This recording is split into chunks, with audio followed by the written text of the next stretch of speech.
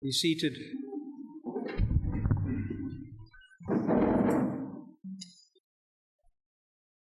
Well, I must just announce that you don't have to fear. I won't be preaching my own sermon this morning, so those that know me can relax. I just want to inform you that Ps Tsholo has been quite ill during the past week, and I myself took him to the doctor on Thursday, and he really isn't well. And what is wonderful is that between his bouts of terrible nausea, he was able to complete the prep for this sermon that he prepared to preach today. But that illness he had with regards to his nausea and issues with his stomach produced an awful amount of acid, which then caused some inflammation in his esophagus and just made everything worse. He was unable to speak. There were times when he couldn't even get up. And I think we should remember our pastor and to learn from his strength that he has and his desire to lead his flock well. Even though he was, what we would say, man down, he completed preparing the sermon for this morning. And we know also that doing so is difficult. There's a lot of work that goes into it, and it is a hard thing to do, and a lot of careful thought for each one of you as he prepares. So I just want to thank him for doing that. But we have an agreement in this church, and it is with many other churches, that if in an emergency the pastor is unable to preach his sermon, then the absolute minimum is for every male member of the church to be in a position to read that sermon to the congregation. As Godfrey pointed out this morning, the show must go on, and the sermon is just as important as it would have been if Tsholo preached it himself. And because our other elder, Tebogo, is away visiting family for the long weekend, it became upon me to read the sermon for us this morning. So I do ask that you bear with me and that you understand that it's not my sermon. I am where I is and where all the other references to personal things come up. It is our pastor that is speaking to you, and I hope that I will be able to do justice to his sermon. So with no further ado, let's then start with our pastor's sermon this morning. And in your copy of God's Word, turn with me to Timothy chapter 6.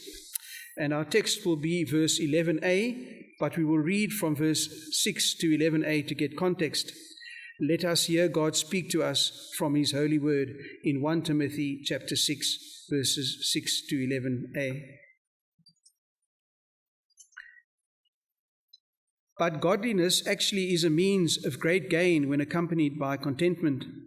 For we have brought nothing into the world, so we can take nothing out of it either. If we have food and covering, with these we shall be content. But those who want to get rich fall into temptation and a snare, and many foolish and harmful desires, which plunge men into ruin and destruction. For the love of money is a root of all sorts of evil, and some, by longing for it, have wandered away from the faith and pierced themselves with many griefs. But flee from these things, you, man of God. We have seen that this text shows us two vices to flee from, so that you may be without reproach. We looked at the first of these two vices last week, and that is, flee from strange doctrine, in verses 3 to 5. The second that we are going to look at today is flee from sordid gain, verses 6 to 10. I can recall on two occasions when my brain and worldview were rocked by what I saw and heard. The first was around 2013. I was in a church that rented a school hall and used it for its services, but they were in the process of acquiring money to buy a piece of land to build a church. At that time, they needed about 6 million rand. One day, we went to the elder's house in Sandton. It was for the first time in my life going into a mansion. Later on, I saw his stay-at-home wife's car. It was a Land Rover. In bewilderment and naivety, I thought to myself, here is all the money you need. If the elder downgrades his house and their cars, then you'll have your 6 million rand. The second occasion was around 2015 at a pastor's fraternal in Johannesburg. The passage of discussion was 1 Timothy 6, verses 17 to 19, where Paul tells Timothy to instruct those who are rich in this present world not to be conceited or to fix their hopes on uncertainty of riches, but on God, who richly supplies us with all things to enjoy. Instruct them to do good, to be rich in good works, to be generous and ready to share, storing up for themselves the treasure of a good foundation for the future, so that they may take hold of that which is life indeed. When one of them began speaking, my mind went on hold, because I internally asked myself, which rich people are you talking about? I looked at the cars driven by the pastors that were parked outside, and I was like, surely this passage addresses you, and thought they were being hypocritical by not applying it to themselves first. I also wondered, if you are not rich, then how rich are these people in your churches that you are going to instruct with this passage? My conclusion was that this passage surely does not apply to me and my context. I will address the analysis of my unsanctified thinking and worldview as we go through the text together. God hates material lust just as much as he hates lust for sex. In fact, as I was thinking about this passage, I thought the parallels between what is commonly referred to as the unholy trinity: the lust for money, the lust for sex, and the lust for power. I will not look at power for now, just see the parallels between money and sex. Lust and love for money and sex lead to the confusion about what sexuality is and what satisfaction is. They confuse us what real sex looks like. Engaging in these sins give away so much of what you worked hard for. They do not satisfy. They show you that you value them more than Jesus. They are your delight. Jesus is not. They do not show you that it is not worth it to end your life with deception, because no Christian beset with these sins commit them publicly. They hide their sins from people, but they know the sins are there. As a Christian, you want to be holy and bring glory to Jesus at your most secret place, more than looking like what you are, not in public. Danny Burke observes the following about sexual lust in the form of pornography, which can be applied to the lust for money. Pornography has given us a generation of men who think of women as objects to be used and abused for selfish sexual pleasure. Porn has not given us men who know what virtue and honor are. It doesn't teach men to pursue their joy in self-sacrificially loving and being sexually faithful to one woman for life. It teaches young men to use women for sex and then discard them when they become unwilling or uninteresting. This means that it has given us a generation of young men completely unprepared for marriage and for fatherhood. Lust for money has given us a generation of so-called Christians who think of godliness as a mean of financial gain. They use God's people as objects to be used and abused for their love of money. Love for money has not given us Christians who know what virtue and honor are. It doesn't teach people to pursue their joy in being content and generous in giving. It has given us a generation that is conceited, that fixes their hope on the uncertainty of riches, not on God, who richly supplies us with all things to enjoy. They do not work hard. There is no legacy they are going to leave behind. They do not store up for themselves the treasure of a good foundation for the future. This means that it has given us a generation of Christians completely unprepared for proper use of money in the church and in their homes. This is not to say people cannot work hard within the means that God has given them and use the more than food and clothing wealth that God has given them. I will look at this in more detail when I preach on the theology of vocation in this series. What Paul is concerned about with here is the heart attitude one has when it comes to money. When you have more money than others, you will recognize it, but do not think yourself better than them or be haughty. To be haughty is to be arrogant, bragging about one's wealth as if you did not get it from God. Chrysostom says this advice to not be haughty is given because financial wealth generally produces pride and arrogance like no other gain. The poor should learn from this as well, to not covet when they do not have the riches that others have. We are all accountable to God for what we own and how we use it. We should be faithful to Him with the little or the much we have, so that the Lord may be blessed through us. I also want to say to those who have less financial wealth than others, do not bind the conscience of those who have more than you, or prescribe your way of how they should use their money. Those who have more should also not think they are better stewards of finances than those who have little. So be wary of prescribing your way.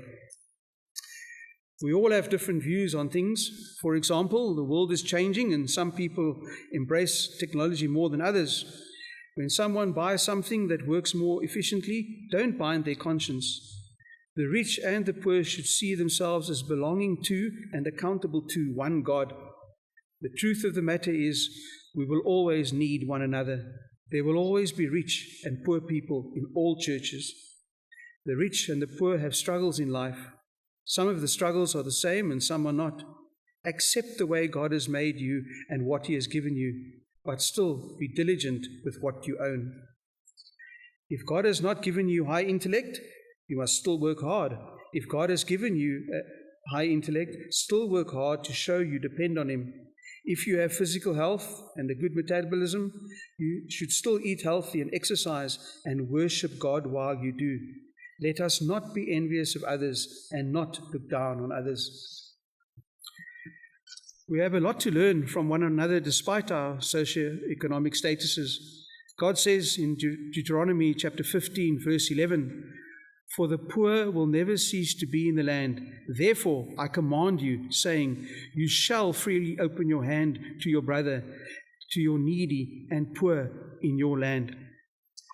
See, the love of money stemming from strange, twisted doctrine leads to unhealthy living. It robs us of being fruitful with what we have. As I said last week, if we look at what we have post-birth, we are richly blessed. Look at verse 6 of our text. But godliness actually is a means of great gain where accompanied by contentment. Why? Well, we see in verse 7 and 8. "For we have brought nothing into the world, so we cannot take anything out of it either. If we have food and covering, with these we shall be content." We brought nothing into this world means you did not bring yourself into the world. It is God who made you and brought you into this world, and He wants you to look to Him to take guidance on how to live life. He owns you. Your very life itself and everything you started having when you came into this world was given to you by God. In the same way, your departure from this world will be determined and is known by God alone. And when you leave, you will leave with nothing.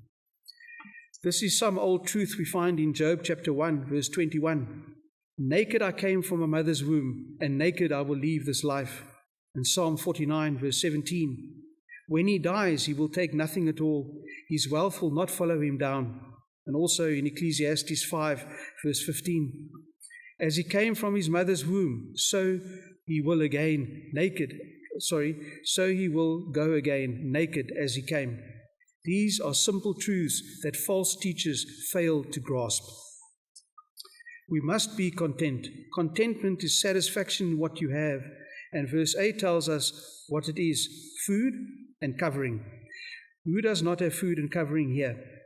If there is anyone who will run out of food or covering, I can assure you that those are needs we will always meet as a church.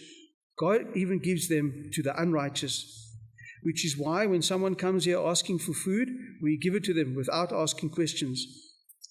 "Give us this day our daily bread" is a prayer answered by God daily. Yet we take this reliance on God for it for granted. Having described what is godly gain, being content with the basic necessities of life, Paul turns to address what the false teachers miss spectacularly. Just like in the previous section, they miss the simple gospel of Christ that saves us from God's wrath as the greatest need for mankind. In a similar way, they miss the point that the basic necessities of life are what man needs to live this life, and these we all have. In verse 9, there is a progression from how the love of money leads to destruction. Just like strange doctrine subtly comes into the church and spreads like the smell of gas, the desire begins with not being content with what one has, then the refusal to see it as godliness. Then it gradually becomes strong and progresses to a level where one places wealth above everything else, as if to accuse God for not giving you what is sufficient for life. Verse 9 says, the desire leads one into temptation.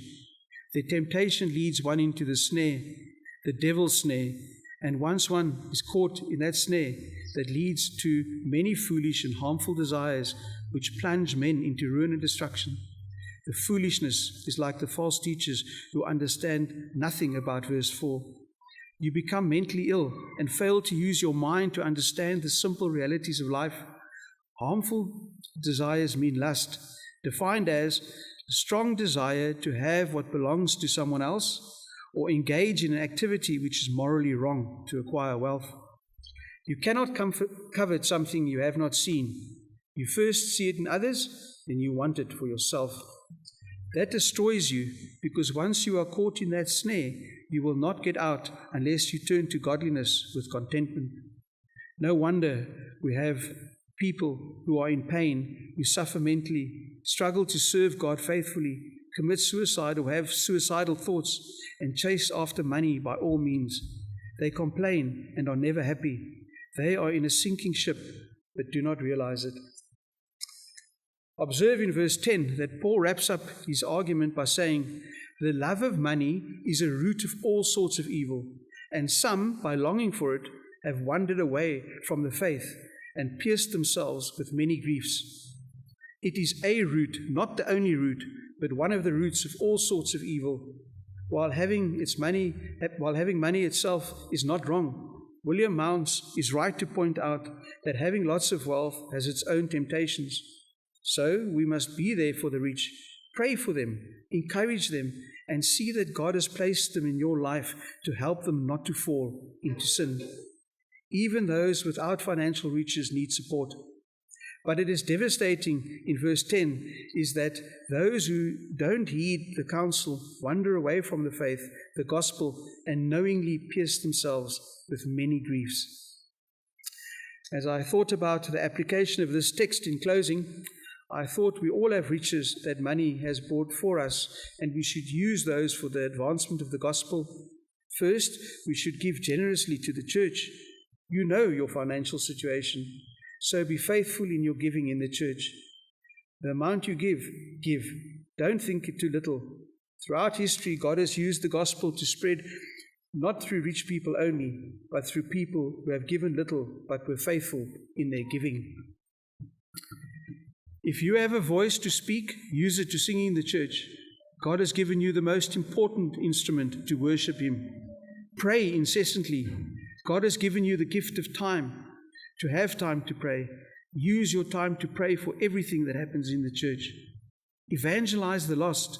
God gives you ample opportunities to share the gospel with the lost. Use those. Be hospitable. If God has given you shelter, open up your house to accommodate and serve the believers. Have people in your home. Share meals with them and fellowship with them. We are family. We should form strong bonds together by using these things that God's money has gotten for us to share our faith. Same as having a car. Use it to help those who don't have transport. We must know about one another, our situations, where we come from, what our joys and concerns in life are, and how we can serve one another well. We should, to some extent, do the same for visitors too. Know them by name, where they live, have them in our homes, be in their homes, and serve them. We should improve in knowing about other churches, know them intimately, and pray for them. You have the luxury of the internet.